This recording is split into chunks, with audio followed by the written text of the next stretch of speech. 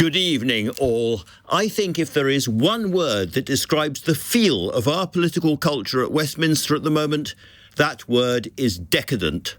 We'll talk about the bizarre misbehaviour of yet another Tory MP who had to give up the whip, or we'll talk about the domestic living arrangements of Angela Rayner many years ago. We talk about the 433rd twist in the never-ending story of the Rwanda bill. And while we talk, all the time, on the other side of Europe, a big war is going very badly, putting all of our futures in play. And, well, we've got a bit bored. We're looking the other way. We barely seem to notice anymore. Military experts say Ukraine is close to crumbling on the front line, and a rapid Russian advance this summer is now quite likely. That has got nothing to do with the bravery or the determination of Ukrainians. They fight on desperately hard. It's got everything to do with the lack of air support, the lack of artillery, the lack of missile defences, because across the West, we don't seem to be serious. And, of course, Putin certainly is serious. According to the BBC, he's lost more than 50,000 Russian soldiers dead so far, and they keep on coming. This dithering and this slaughter might yet mean that by the autumn, the Russians are in Kyiv. The government there has collapsed, and we are facing a huge wave of refugees while a victorious Kremlin plans its next move. By then, perhaps, we might be asking ourselves why, when we could have made a difference, we did so little. Oh, we've talked a lot about our support for Ukraine, but in terms of actual new military spending, new aid, not so much. It isn't too late, not quite. Finally, it seems the Americans may be close to voting through a huge new aid package. Today, the Republican Speaker of the House of Representatives, Mike Johnson, put his own job on the line by coming out forcefully for Ukraine ahead of the vote this weekend. I think providing lethal aid to Ukraine right now is critically important, he said. I think that Vladimir Putin would continue to march through Europe if he were allowed. To put it bluntly, I would rather send bullets to Ukraine than American boys. This is not a game. This is not a joke. That aid package might still be brought down by pro-Trump right-wingers, even as Ukraine's Prime Minister warns that if his country loses, there could be a third world war. And here in London, bold words, puffed-out chests, Ukrainian flags flapping in the spring sunshine. But at the heart of government, there just seems remarkably little urgency. The clock is ticking, and we are distracting ourselves with trivia and comparative piffle.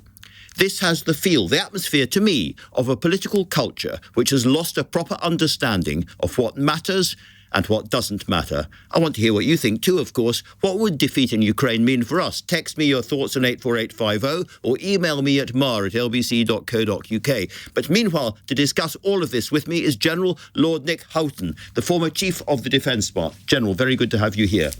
Nice to be with you, Andrew. What do you think is going on in the front line in Ukraine?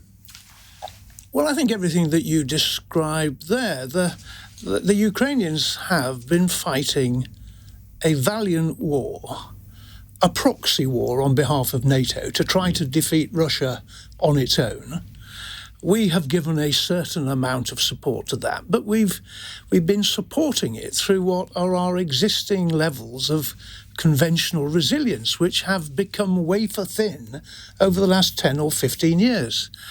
And therefore, the Ukrainians are close to becoming exhausted by this, and the support is reducing.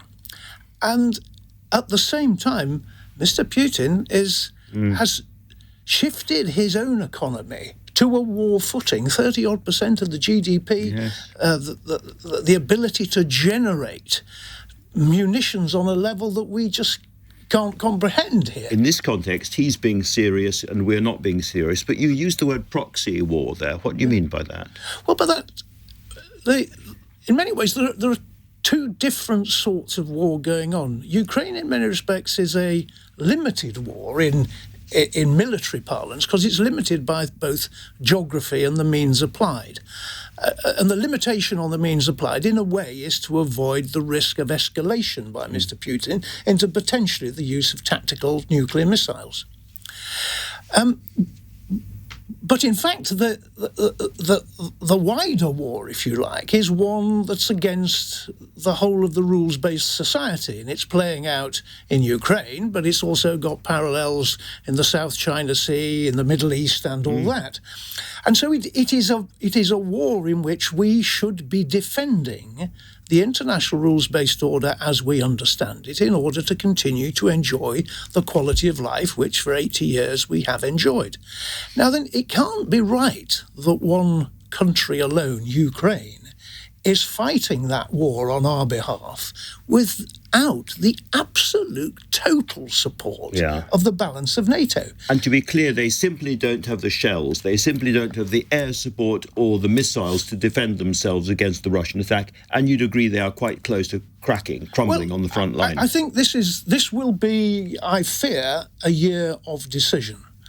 And if some of the cards do not fall Ukraine's way, if they don't get sufficient conventional munitions, if the various packages are not voted through, you were right in your sort of intro piece, but the politics of America at the end of the year could be compelling in this respect. And of course, without sounding too militarily clever about all this, it's not just a matter of physical reality, it's a matter of cognitive thought. That when Ukraine starts to think that Western support for it is wavering, when Putin starts to believe, which he did at the very outset, which he does now.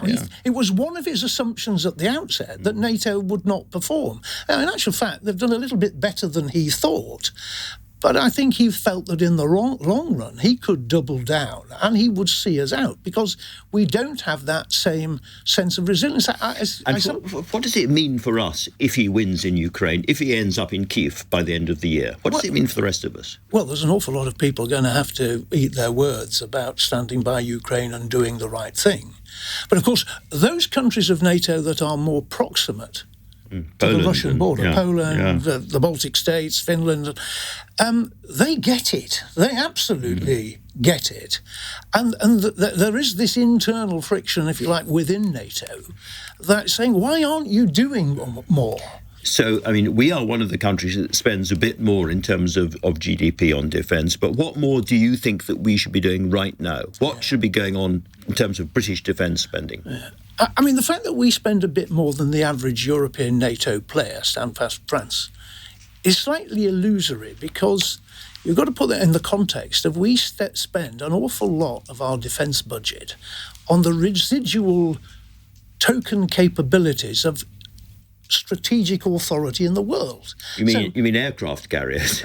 Aircraft carriers, nuclear deterrents, 5th and soon 6th generation fast jets, arguably pound for pound the best special forces in the world.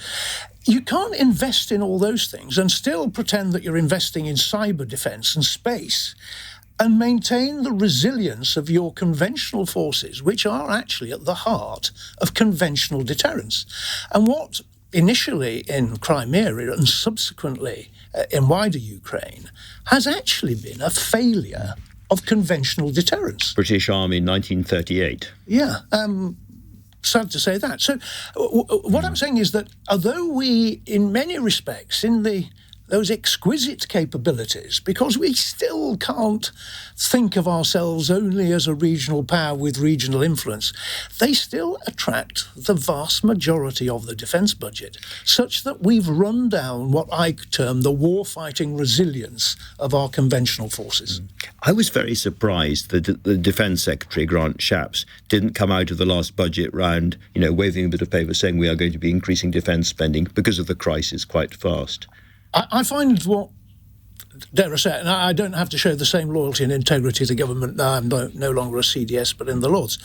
I find that the government is somewhat strategic incoherent on that. I mean, both Foreign Secretary, Defence Secretary have made, they're very good communicators. They've made hugely eloquent speeches about never having been in more dangerous times than 80 years. Yet when they talk about what they will spend now, they fail to be able to identify a way to navigate to 2.5% in the near future. There is a requirement not to put the whole of the nation on a war footing. I'm not suggesting that. But there should be on the agenda of the National Security Council every other week. They should want to know the degree to which British defence industry has been mobilised to regenerate the manufacturing capability to produce warfighting stocks, to send as much as we conceivably can to Ukraine, to help them to train their parts. We're doing just enough to get away with commentary at the House of Lords dispatch box, but in truth, it's still minimal compared to what Russia are doing. And if you take America out of the piece, we're in a sad old state. You really, really are, Lord Houghton. What an absolutely fascinating conversation. Thank you very much indeed for coming in and talking to us. Pleasure. So that is, if you like, the military view of the peril to our east. But what of the wider claims you heard there, not least by the Ukrainian Prime Minister, that these local conflicts, as it were, could join up and point the way towards a global conflict? I'm joined now by somebody who understands these connections really well, Oxford's Professor Peter Frankopan, author of The Earth Transformed and many other books. Peter, very good to see you there. Can I ask you about this suggestion we're hearing more and more of, that we've got a war going on in the Middle East, getting hotter all the time and more dangerous all the time. We've got Russia quite close to breaking through in Ukraine. We've got all those worries about the South China Sea and Taiwan. And it's a bit like the 1930s when local wars suddenly joined together and we had a global conflict. Well, that could happen. I mean, there's a lot of chatter at the moment about all of these multiple threats forming a new world order, Russia and Iran, China, North Korea and others. I think the problem is that these countries don't really have a great deal in common, except one thing they are doing, and they're doing quite effectively, is to tell a story about how the world is changing and how the West is failing to deliver results. And I think that is a real challenge for us. I mean, it's not just about ammunition. It's not just about standing up to Putin. It's also about working out what is it that we actually want. And it's all very well saying what the status quo. But there are countries like India that have grown enormously. I mean, when Tony Blair went into Downing Street in 1997, the United Kingdom's economy was bigger than China and India's combined. And here we are. That is an extraordinary fact. That is an absolutely extraordinary fact, isn't it? And the world has changed. So the question is, how do we adapt to that? And, how do we understand it? And I know you've written an awful lot in your Silk Road books and so on about where the real centre of the world is. And from our perspective, traditionally, we thought that Europe is the centre of much of the world at any rate. But actually, Iran, about which we are learning more day by day, is in many ways now again a pivotal place. I mean, Iran has always been important because it connects east, west, north and south. And, but I suppose if you take a step back, history is also about demographics. It's about calories. It's about water. It's about energy. And if you start to join all of those up together, then, 4 billion, more than half the world's population live in Asia. Their futures shape everything from growth and consumption patterns through to ecological problems. I mean, most of the world's big megacities sit in Asia. Most of the most polluted cities sit in Asia. So the question is not just about Iran and how it plays its cards. For what it's worth, Iran has been fighting 3 Cold Wars since 1979 on about 3% of the US military budget. And I'm not here to speak for the Iranian government and the way that they treat their own citizens, particularly women, but also how they antagonize and go after and try and murder their own journalists abroad.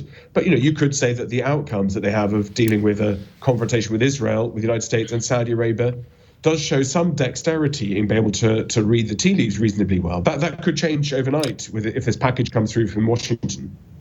Yes, a certain steeliness as well. What about culture? I used the word decadent at the top of the show. Do you get some sense that we in the West, and particularly in Britain, but in Europe as well, have become a kind of consumerist, easily distracted, short-term society, which will never be very good at trying to fight big conflicts? I think if you caught me on another day of the week, with a glass of wine, I might go along with it. I think it's easy to get carried away. I mean, there are lots of things that we do very well in this country, and I think it's important not to lose sight of that. I mean, the stories that it's all to do with other people and how they live, and it's not our own fault. I think it sounds very tempting. For what it's worth, I think the MOD and the British Army and the armed forces have done quite well in trying to do what they can to support and prop up in Ukraine. I think that our Foreign Secretary has been pretty good in trying to soothe passions and soothe tempers in the Middle East. That the problem is we don't have many levers that we can pull. So rather than focusing on the decadence and saying all we're busy doing is spending money on having a good time, I think it's how do we adapt to the fact that we are still a member of the Permanent Security Council of the United Nations. We are still one of the world's great economies, and we do have a lot of friends around the world. But it's about leaning into those to try to make sure that we can build alliances. And that is, I think, part of the problem about the signalling of things like Brexit, is that we look like we want to do things our own way rather than working with some of our closer partners. And we got on to Brexit in the end. We always do. Peter Frankopan, thank you very much indeed for talking to me tonight. Really appreciate it.